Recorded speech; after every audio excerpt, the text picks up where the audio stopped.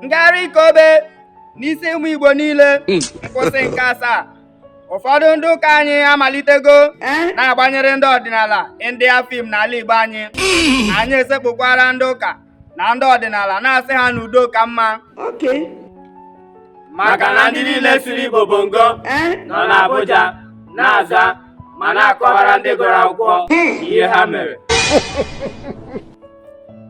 Oge a na-agụpụtara anyị n'akwụkwọ nsọ na the kingdom of God suffereth violence and only the violent taketh it by force. Anyị chere na ọ bụ akụkọ ifo. Oge a na-agụkwara anyị ya n'asụsụ Igbo na-ekwu sị na alaeze Chineke ahụ na-ata nnukwu ahụhụ mana ọ bụ naanị ndị na-eme ihe ike ga-ewegara ya bụ alaeze n'aka ike. Anyị chekwara na ọ bụ akụkọ egwuregwu ma kịta ndị Zion Legal Team mere ka anyị mara na onye ọbụla siri Igbo bongo ga-eru Abuja ebe ọ ga-anọ na-aza na-akọwakwara ndị gụrụ akwụkwọ ihe o mere.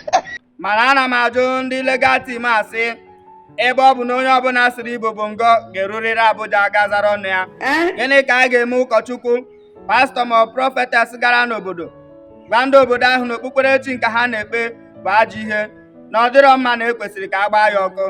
Kedu ihe a ga-eme onye ụka ahụ buru megafon banye n'ime obodo na-akọtọsị ọdịbendị dị n'obodo ahụ? Ya bụrụ na onwe ihe a ga-eme ndị dị otu a, ị mara na anyị niile kwesịrị iji ire anyị wee eze anyị ọnụ banyere ọgụ anyị na-alụrụ uche anyị n'ala Igbo.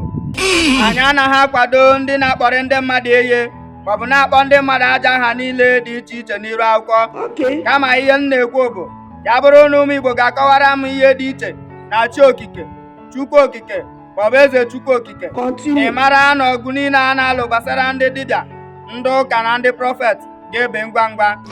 Maka na ọ na-adị m ka ofe ala ji ka a na-achụrụ ehi. Sọọsọ ihe dị iche ebe a bụ fọmatị ndị ji ekpe nke ya. Maka na ndị ụka ji olive oil ya na mmiri nsọ, ebe ndị ọdịnala ji ọjị na nzu eke n'ụbọchị. Ka anyị sekpuru anyị. We must learn a lesson. Anyị niile bụ ndị St. Ikegwuru Parish emezuola ihe edere n'akwụkwọ na-ekwu sị ya bụrụ na ọ ga-ekwe anyị bụ ụmụ Igbo omume, ọ ga-akara anyị mma ka anyị mee ya egbe belu ugobelu nke sikwa ibe ya ebela nke ụgbajie ya. Ya bụrụ na ị bụ onye ụka, kwụsị ịgwa onye ọbụla ji ezigbo obi ya eme omenala na nke gị ka mma. Na ọ bụrụ na ọ pụtara n'ihe ọ na-eme, ị mara na ọ ga-aga ọkụ mmụọ, maka ihi na nke a bụ ihe na-ese okwu. Ị bụrụkwa onye omenala, biko nwanne m kwụsị ibuso ndị ụka ahịa, maka ihi na o nwere onye amadoro ụdọ kwụrụ ya gaa n'ụlọ ụka. Chetakwanụ na to be a Christian is by choice and also to be a pagan or a traditionalist is also by choice. No religion is superior to the other. Ofu Chukwu ka anyị na-ekpere, sọọsọ ihe dị iche bụ fọmatị onye ji ekpe nke ya. Ndị ụka nwere pastọ maọbụ priest, ndị ọdịnala nwekwara eze mmụọ maọbụ chief priest, ndị ụka nwere saint, ndị ọdịnala nwekwara ancestor. Ka anyị nwee ike zukwanụ n'ike n'ala Igbo. Biko dịwenụ nyere ụmụ Igbo aka, ekwela ka ihe gbasara okpukperechi tinye ala Igbo n'ọgbaghara.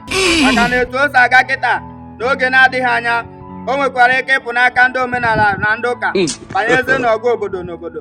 Mana ya anaghị ekpe ekpere nke a. Onye ọbụla jiri ire ya gụọ eze ya ọnụ n'ala Igbo. Jesu m ahụrụ gị n'anya karịsịa ihe niile. Eji m obi m na-arịọ gị na mkpe niile ala Igbo mere gị. Ekwela ka ego soshal midia ya na oke ọchịchọ tinye ala Igbo na nsogbu. Mee ka anyị na-ahụ gị n'anya mgbe ọbụla. Ya jiri ala Igbo ihe masịrị gị. onye nwe anyị nọnyere unu, nọnyekwara gị. ka Chukwu jikere na-egozi unu, Nna na Nwa na Mmụọ Nsọ. Amen. Ndị St. Ikegwuru Parish, ama m na vidio anyị mere tọkwara unu ụtọ. Biko chetakwa na anyị ka na-ekwu okwu banyere Utonia Clothing Academy dị na 87 Ọgbụkpa Layout, Enugu Steeti, Nigeria. Biko ị gaa n'Utonia Clothing Academy, ebe a ka a ga-anọ wee kụziere ego na-ese akwa nwoke, akwa nwaanyị, akwa ndị fada na akwa ndị sista. O nwere akwa ọbụla a na-ama nkụziri gị. Ebe a bụ akademi ebe a na-akụziri ndị mmadụ etu esi akwa akwa. Ha nwere electronics machine, and this academy nwekwara hostel. So ọ bụrụ na ị register with Utonia Clothing Academy, ị ga-like ya. Cheta na ọ na Nsụka ka ọ dị. Ọ bụrụ iwu na ị ga-enwe ike isi na ị nọ Lagos, ị na-aba nka mba ịpụta ebe ahụ hostel ịghọtago. Biko gbaa mbọ fụ na ị sonyere ndị Utonia Clothing Academy dị na 87 Ọbụkwa layout Nsụka, Ikene Enugu steeti. Don't waste time biko. Register nwanne gị, sponsor nwanne gị, ọ bụrụ iwu bụ na ị ga-abanye. And enwere morning and evening section. Ene ga-esi na-akụziri ndị mmadụ maka ịkwa akwa.